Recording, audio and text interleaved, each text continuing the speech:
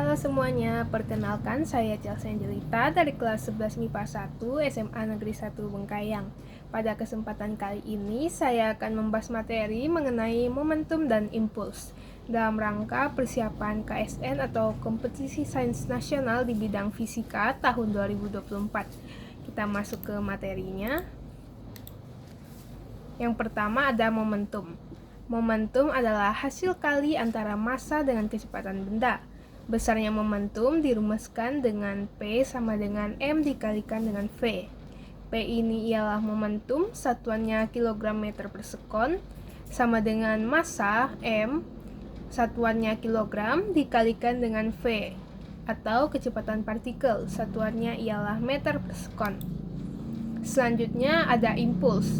Impuls benda adalah hasil kali antara gaya dan selang waktu gaya itu bekerja. Besarnya impuls dirumuskan dengan I sama dengan F dikalikan dengan delta T. I-nya ialah impuls, satuannya kilogram meter per sekon, sama dengan F yaitu gaya, satuannya Newton, dikalikan dengan delta T atau selang waktunya, satuannya ialah S. Selanjutnya ada hubungan momentum dan impuls. Dapat dituliskan dengan impuls atau I sama dengan F dikalikan dengan delta P. Impuls sama dengan gaya dikalikan dengan perubahan momentum. Maka gaya dikalikan dengan perubahan waktunya atau selang waktunya sama dengan massa dikalikan dengan V2 dikurang V1 atau kecepatan akhir dikurang dengan kecepatan awal. Selanjutnya ada hukum kekekalan momentum. Hukum kekekalan momentum menyatakan jika tidak ada gaya luar yang bekerja pada sistem, maka momentum total sesaat sebelum sama dengan momentum total sesudah tumbukan. Dituliskan dengan resultan P sama dengan konstan. P1 ditambah P2 sama dengan P aksen 1 ditambah dengan P aksen 2. Sama dengan massa 1 dikali V1 ditambah dengan M2 kali V2 sama dengan M1 kali V aksen 1 ditambah dengan M2 dikali V2 aksen. Selanjutnya ada tumbukan. Tumbukan ini terbagi menjadi 3, yaitu tumbukan lenting sempurna, tumbukan lenting sebagian, dan tumbukan tidak lenting sama sekali. Untuk yang pertama, tumbukan lenting sempurna berlaku hukum kekekalan momentum, yaitu M1 kali V1 ditambah M2 kali V2 sama dengan M1 dikali V1 aksen ditambah dengan M2 kali V2 aksen. Selanjutnya berlaku hukum kekekalan energi kinetik, yaitu resultan energi kinetik sama dengan resultan energi kinetik aksen. Kemudian koefisien restitusinya atau E-nya sama dengan 1. Yang kedua ada tumbukan lenting sebagian. Berlaku hukum kekekalan momentum, yaitu M1 kali V1 ditambah M2 kali V2 sama dengan M1 dikali V1 aksen ditambah dengan M2 kali V2 aksen. Selanjutnya, pada tumbukan lenting sebagian tidak berlaku hukum kekekalan energi kinetik. Dan koefisien restitusinya atau E-nya sama dengan E kurang dari sama dengan 1, lebih dari sama dengan 0. Selanjutnya ada tumbukan tidak lenting sama sekali. Berlaku hukum kekekalan momentum, yaitu V1 sama dengan V2 sama dengan V aksen. Dapat ditulis juga M1 kali V1 ditambah M2 kali V2 sama dengan dalam kurung M1 tambah M2 dikalikan dengan V aksen. Pada tumbukan tidak lenting sama sekali ini tidak berlaku hukum kekekalan energi kinetik dan koefisien restitusinya atau E-nya sama dengan 0.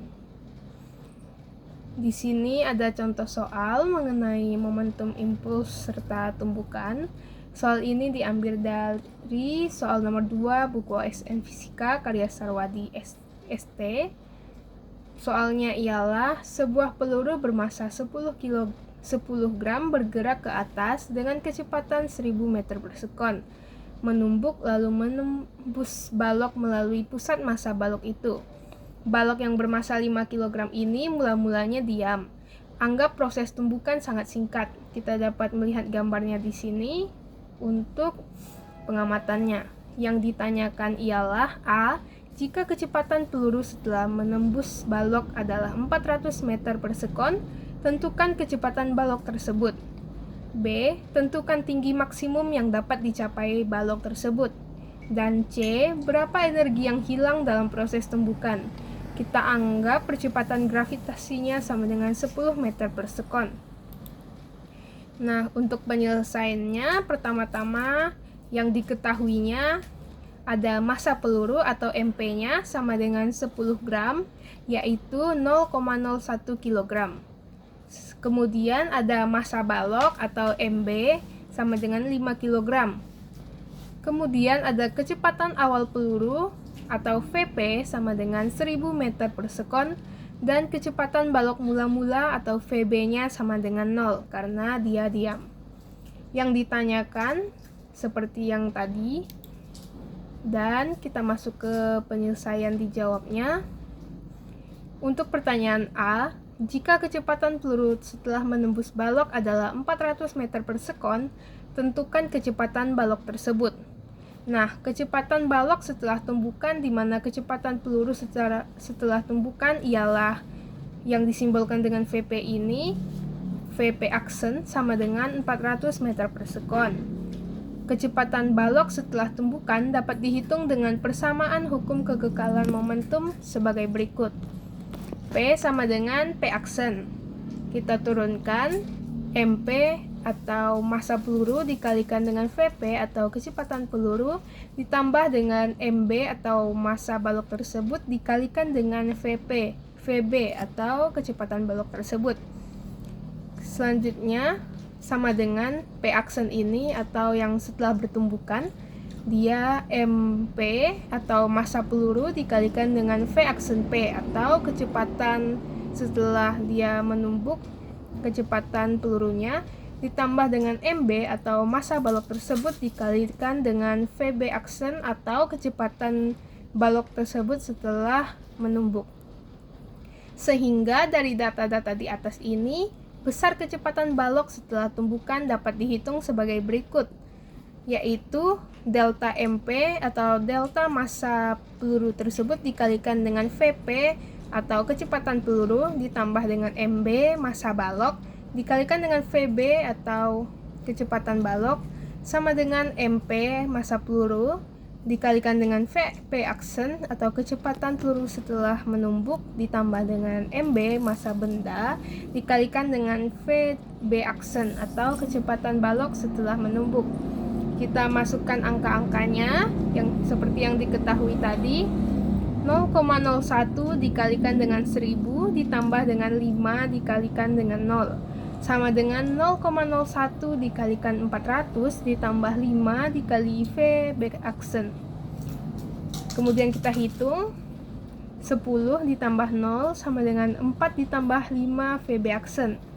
5 VB aksen sama dengan 10 dikurangi dengan 4, didapatlah VB aksennya ini sama dengan 6/5 atau sama dengan 1,2 meter per sekon. Kemudian untuk pertanyaan yang B, tentukan tinggi maksimum yang dapat dicapai balok tersebut. Tinggi maksimum yang dapat dicapai oleh balok dapat dihitung dengan menggunakan prinsip gerak vertikal ke atas. Besar tinggi maksimum pada gerak vertikal ke atas dapat dicapai ketika kecepatan pada titik tersebut bernilai 0, sehingga diperoleh persamaan sebagai berikut ini. VT kuadrat sama dengan V0 kuadrat dikurang dengan 2GH.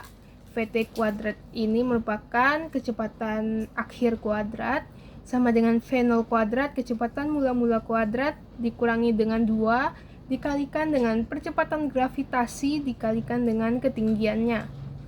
Nah, tadi VT kuadratnya ini ialah 0, kita tuliskan sama dengan 1,2 kuadrat dikurang dengan 2 dikalikan dengan 10 dikalikan dengan H. Karena kita mencari H-nya, maka H-nya belum diketahui.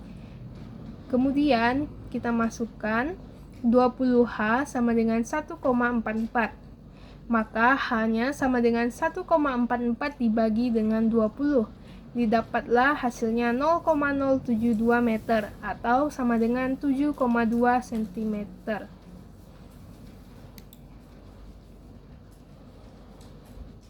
Selanjutnya, untuk pertanyaan ketiga, berapa energi yang hilang dalam proses tumbukan tersebut? Kita menggunakan percepatan gravitasi yaitu 10 meter per sekon. Nah, besar energi yang hilang pada proses tumbukan dapat dihitung dengan persamaan berikut ini. Perubahan energi kinetik atau delta EK sama dengan delta EK sebelum tumbukan dikurangi dengan delta EK setelah tumbukan. Delta EK sama dengan setengah dikali MP dikali VP kuadrat ditambah setengah MB dikali VB kuadrat. Dikurangi setengah dikali MP dikali VP aksen kuadrat ditambah setengah dikali MB dikali V aksen B kuadrat. Kemudian kita masukkan angka-angkanya. Setengah dikali 0,01 dikali 1000 kuadrat ditambah 0. Dikurangi dengan 1/2 dikali 0,01 dikali 400 kuadrat ditambah setengah dikali 5 dikali 1,2 kuadrat. Kita dapatlah hasilnya 5000 dikurang 80 tambah 3,6. Nah, hasil akhirnya ialah 4196,4 Joule. Nah, untuk kesimpulannya, jadi A. Kecepatan balok setelah bertumbukan adalah 1,2 meter per sekon. B. Tinggi maksimum yang dapat dicapai balok adalah 7,2 cm. Dan C. Besar energi yang hilang adalah 4196,4 Joule. Nah, sekian dulu pembahasan yang dapat saya bahas kali ini. Semoga apa yang saya bahas ini dapat bermanfaat bagi teman-teman semua mengenai materi, momentum, dan impuls. Sekian dan terima kasih. Sampai jumpa.